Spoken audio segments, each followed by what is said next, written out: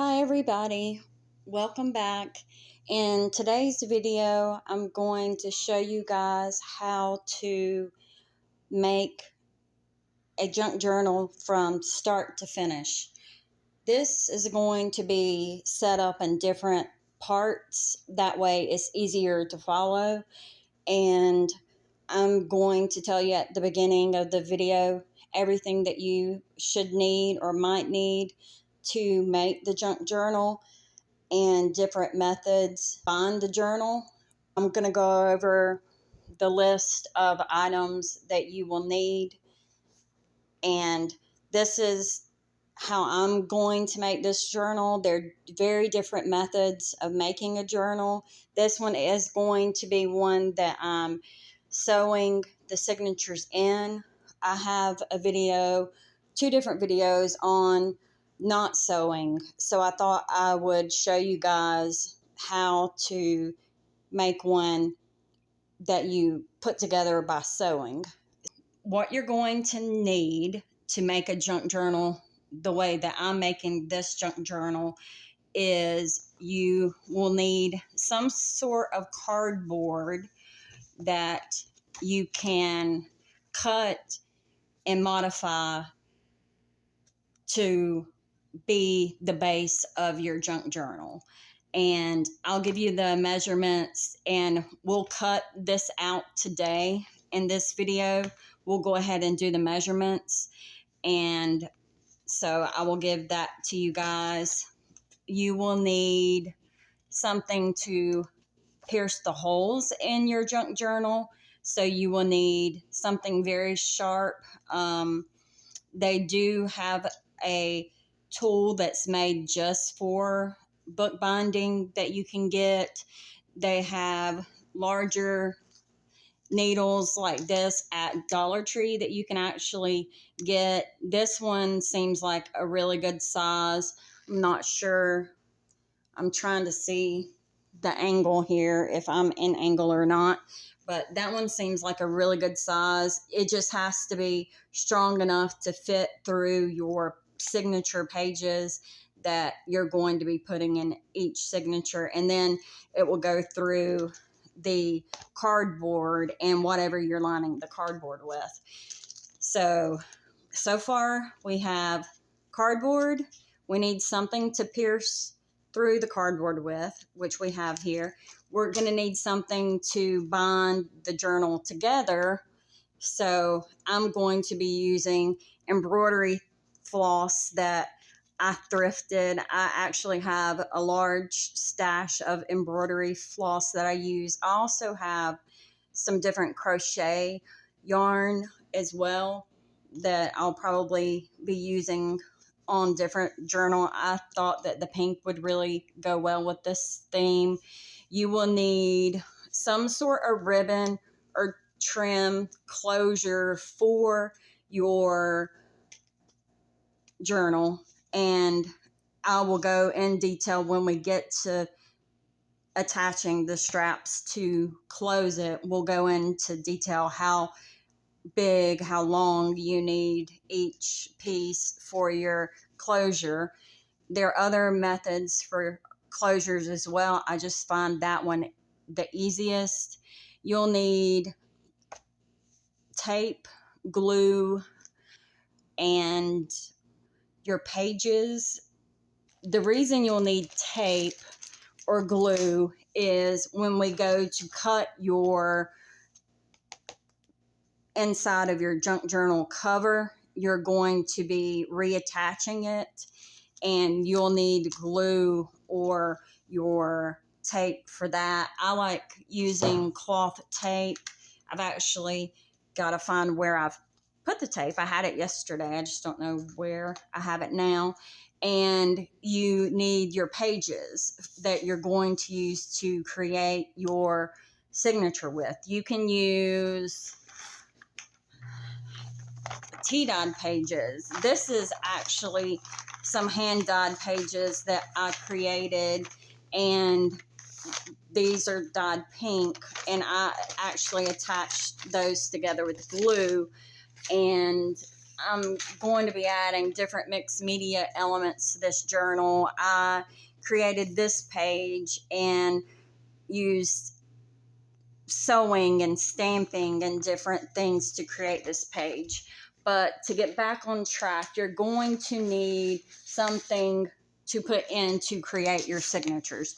You can use tea-dyed pages, and that is really going to determine the size of your junk journal, and it will be the basis of how big your junk journal is going to be. You need to determine what you want to use for your cover of your journal, what you want to use to cover this up. You can use scrapbook pages, you can use mixed media, you can use a lot of different methods to create your cover. And me, I'm actually going to be using this pink material here, and I will have to cut that down to size. I am basing the size of my journal based on this book. It's a vintage Lady Lovely Locks book, and it needed a lot of TLC, so I thought that it would be really neat to use it in a junk journal. And I'm actually going to go and fussy cut out this cover and use it either on the outside cover or the inside cover.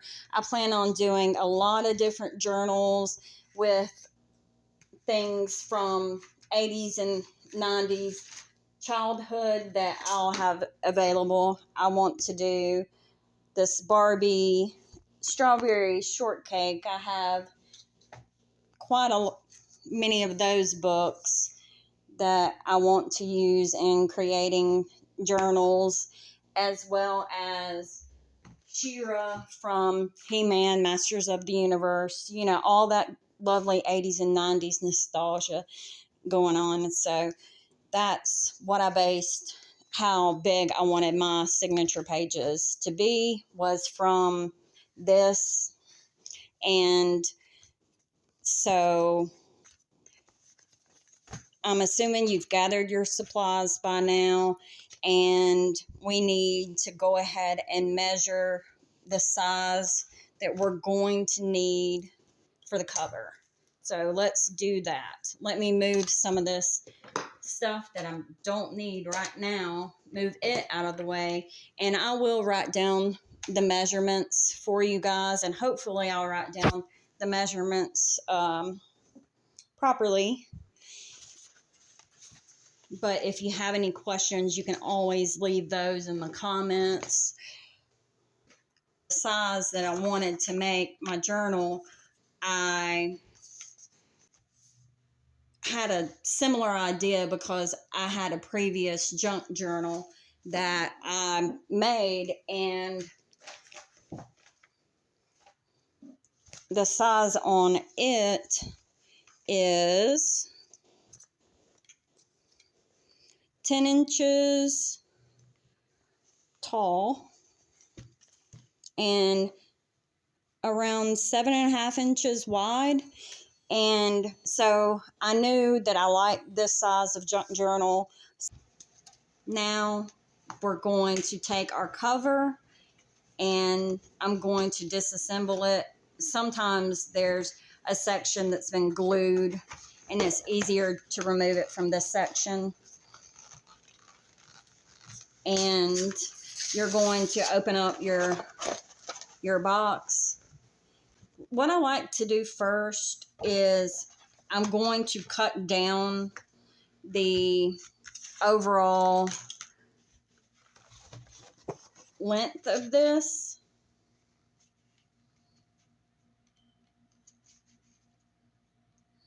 By cutting off these edges here, because I know I'm not going to be using these edges.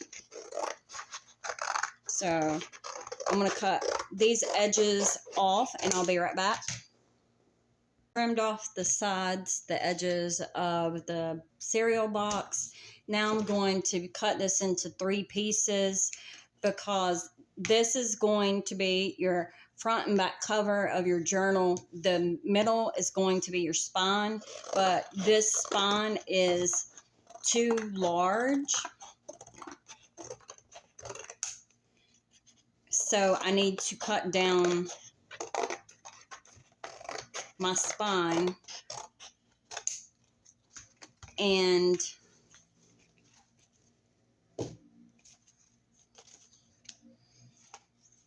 how large you want your spine will also determine how many signatures you want to put in your journal. So this spine right now is 2 inches wide, and we do not need it to be 2 inches. We need to take, I want to make my spine 1.5 inches. So I want to take 1/2 inch off of this. So I'm going to measure, and I'm going to create this piece to be 1.5 inches. So I'm going to go ahead and measure that, and I will mark it.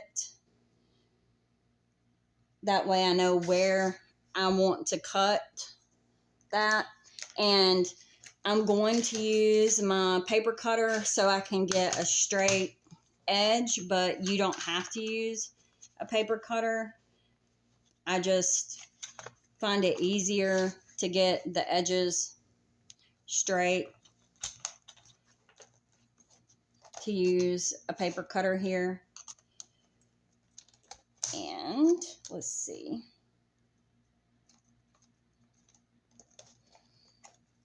I'm making sure that it's straight and it's lined up properly.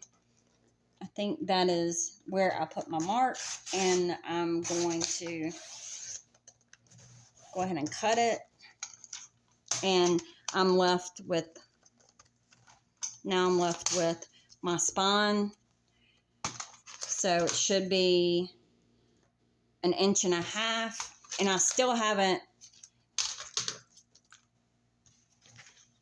made how I haven't cut it down yet. So right now we have pieces that are still too big.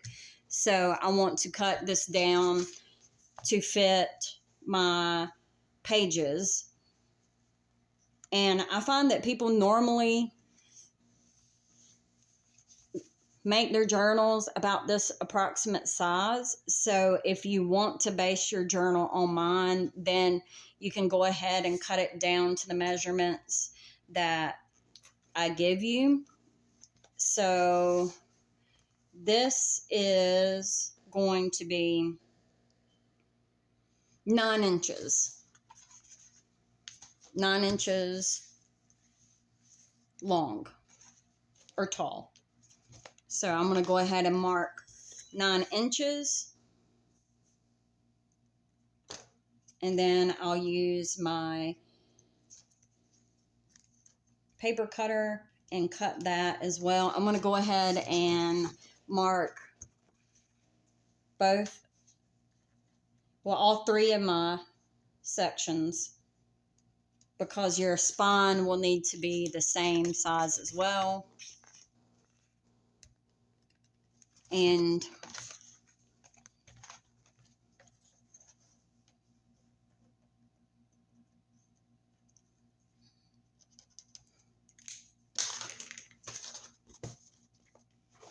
so now I'm going to cut those with my paper cutter here.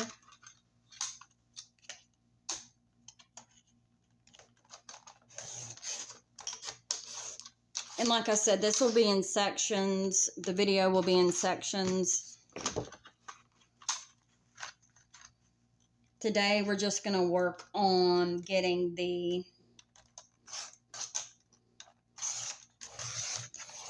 cover put together. And I'll see how long that video ends up being. And I may have to split this up into 2 or 3 or 4 videos. It just depends on how long it ends up taking. And like I said, if I'm not explaining this properly, or if you have any questions, please ask and I will help you the best that I can help. Okay, so we're left with this trash and this trash, and we'll move that out of the way, otherwise we are going to have a mess. And I'm going to go ahead, and so you guys can see the measurements, I'm going to write them out. So this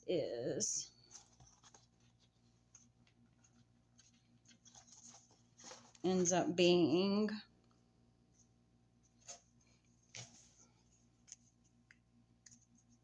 9 inches by, well, so you have 7.5 inches by 9. So it's 7.5 inches here.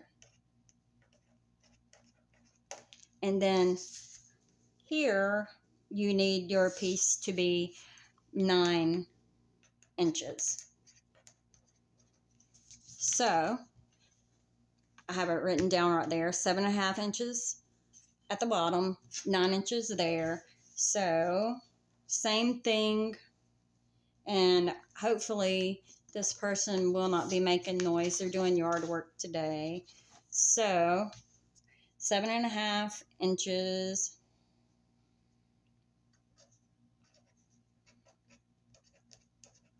by 9 inches here. And for your spine, you have 1.5 inches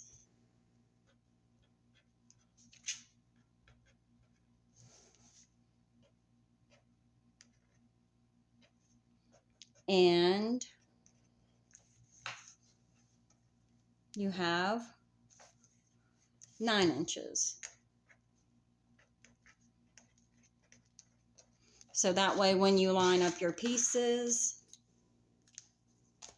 you're going to have 3 pieces for your cover, and this will be your spine, and we're going to attach this together. We can go ahead and do that process if you guys have your cardboard cut out and attach. I'm going to be using this cloth medical tape. Actually, you can use painter's tape, you can use any type of tape that will be able to bond it together. So I'm just going to put a strip of tape down the middle to attach one side of the cover to the spine, and then I'm going to attach the back to the spine.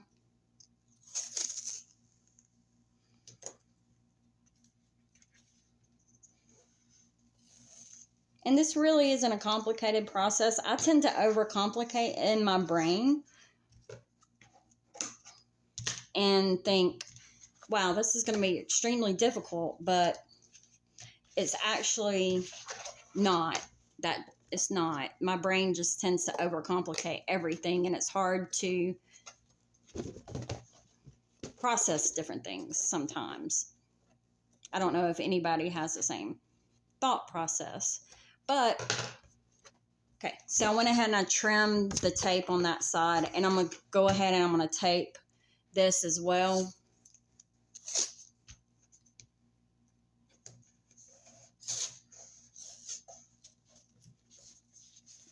And this is going to be the base of your journal. And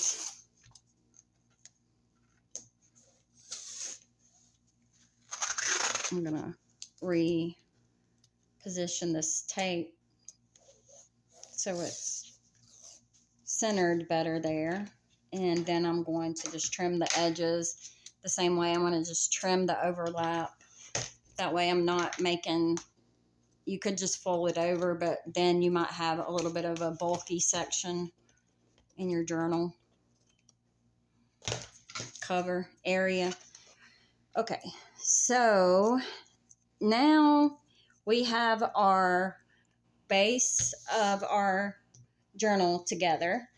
About for the closure, if you want your closure to be under this part of your journal, or if you want it to be under this inside part of your journal. And personally, I like to add my closure to the before I add my top. That way I have this already taken care of, and it will be attached, and I won't have to worry about it later. So that's what I'm going to go ahead and do now, is work on my closure, and then that will be it for today's video. We'll do this part, and then I'll come back and I'll have part 2 of the video. So I'm going to be using this ribbon and this lace as the closure, and I will give you measurements for this. I'm going to just try to guesstimate to see if this is going to be adequate, long enough.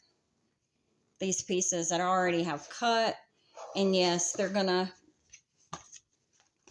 work for the closure. So I have 4 pieces of ribbon, and this longer piece is 15 inches long, another piece 15 inches long, and then I decided I wanted some lace added, but this type of lace, I did not have a good amount of this, so this is 11 inches and 11 inches. So our pieces are going to be different sizes.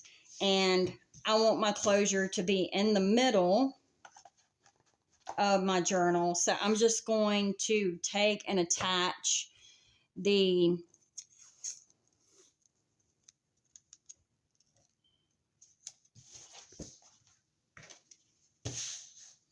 I'm going to attach the ribbon, and make sure your ribbon is oriented the way that you want it to be facing when your journal is closed, and decide where you would like to put your closure. And I'm going to go ahead and tape that down, and I want my lace to be on top here, so I'm going to tape that down. As you can see, I kind of staggered it a little.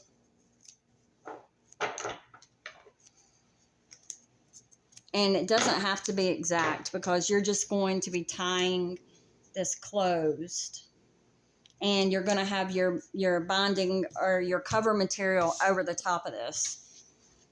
So I want to make sure that I have it on the same side. So I'm just going to turn it over, and I'm going to mark where I need to put it. That way we have it on the same sides of both of them. And I'm going to go ahead and attach I'm just going to line it up to make sure they're the same length. And if you end up with one piece longer than the other, all you have to do is go back and cut it to even it out. So it's not that big of a deal if you mess it up. It's not really a mess up at all. So I'm going to tape that, and I'm going to take my other piece of lace, and I'm going to attach it on top. Let me make sure that I face the ribbon the proper way, and I did, because sometimes it doesn't have a front and a back, but sometimes your ribbon or lace does. So you want to make sure that you have it facing the direction that you want it. So I'm just going to use the tape to attach this here. And in the next video, we will go over putting the cover on the journal. So it has to be decided whether or not you want to cover your journal with paper, or if you want to use fabric, whatever. If you want to mix media your cover, you can do that. You just need to determine what you want to do next, and I will have a part 2 video for you guys coming up, and I hope you enjoyed this first video. Thank you so much for watching, and please like and subscribe. It helps motivate me to continue to bring these videos to you guys. Thank you so much.